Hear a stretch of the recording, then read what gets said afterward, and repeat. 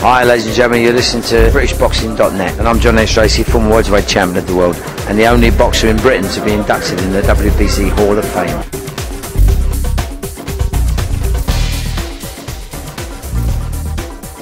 Welcome to BritishBoxing.net's third podcast. We've got a fantastic special issue lined up for you this week.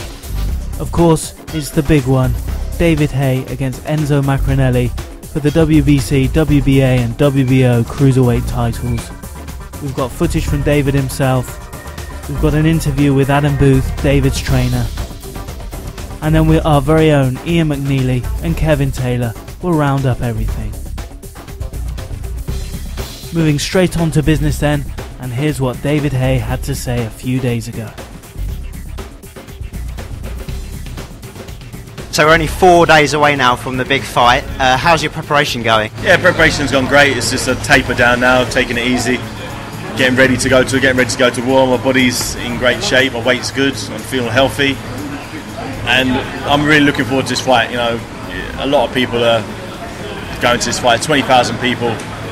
You know, so many people are going to be watching it live on Setanta. This is what boxing's all about. It hasn't been since '93 when Chris Eubank fought Nigel Benn. Have you had this sort of anticipation for an all-British clash?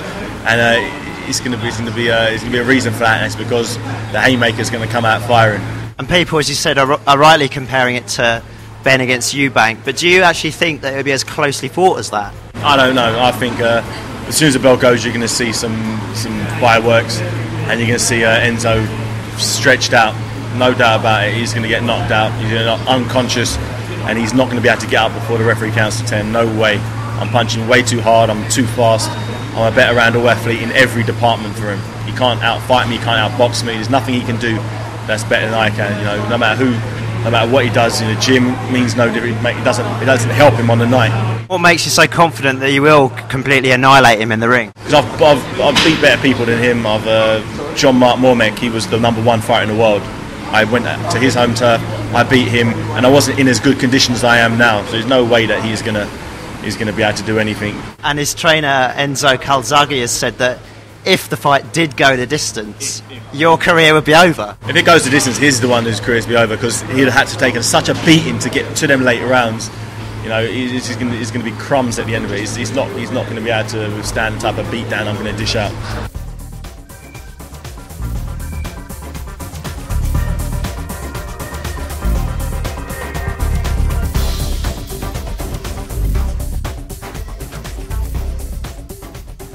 Moving seamlessly from fighter to his trainer, let's get a word with Adam Booth and his take on the build-up. So I'm here with Adam Booth, David Haye's trainer. Adam, how's the last week of training going? Everything's gone perfectly. It's now just tapered off and ready for the performance on Saturday. And are you in Miami or in Cyprus or in the UK? We're in London now. We're back in London. Got back yesterday morning, did all the hard graft in Cyprus, and now we're just doing the taping stuff in London, and that's it. Ready. So, why did you choose a mix of Cyprus and Miami for this fight? Well, Cyprus is where we live, and we started doing the training there when the fight time was, and it's not as warm in Cyprus at this time of year, so when the fight time was announced to be at 2 o'clock in the morning here, the most logical thing was to go to the warm weather and the actual time zone that the fight was going to take place on. And also there was an abundance of sparring out there, so there were 3 really good reasons why. We've been to many different countries throughout his career for different training camps, so we just did what we normally do. We never stay in sort of one place for too long. Maccarinelli's trainer Enzo Calzaghe has gone on the record recently as saying that if the fight goes the distance, it'll ruin Haye's career. Would you like a chance to respond to that one? Won't go the distance. Will it go 1 round as David's gone on the record? It could happen. It will end quickly. Whether that quick ending is in the 1st round, the 6th round, the 9th round, it will end quickly when it does end. I can't predict. No one can really predict when it's going to happen, because, you know, Enzo Maccarinelli's bravery and heart has got a factor in that. But I do certainly predict a very dramatic ending in David's favour. On his website, frankwarren.tv, Frank Warren has said that that you and David have changed camps frequently in Miami because you're paranoid about being spied on. What do you have to say to that? Absolutely. I'll credit it with the response it deserves by saying nothing. Frank Warren's not exactly an independent journalist in this matter, is he? I will say nothing as well there. Okay, moving on swiftly.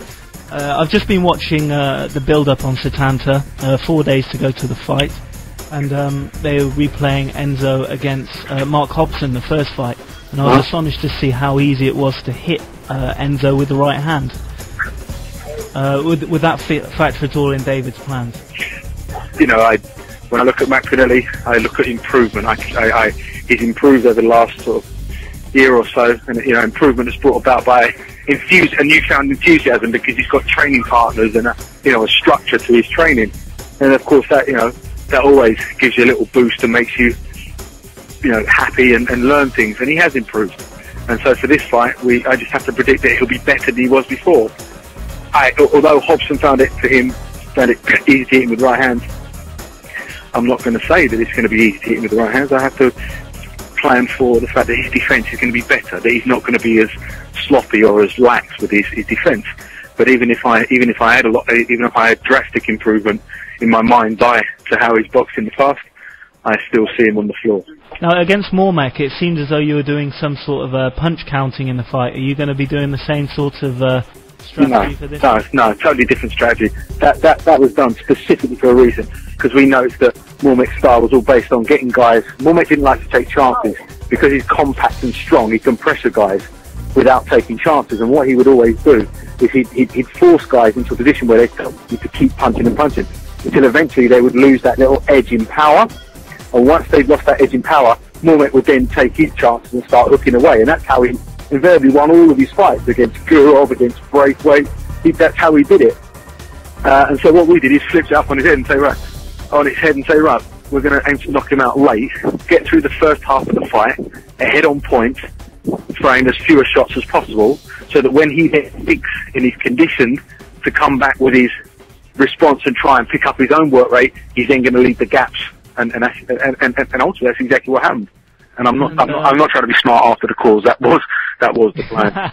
Is it the last fight definitely at Cruiser this time? Yeah. If I could come straight out with a question, is he on the way? He's better than ever. All I say about his weight, everyone fell for it. And there'll be a surprise at the weigh-in. Ooh.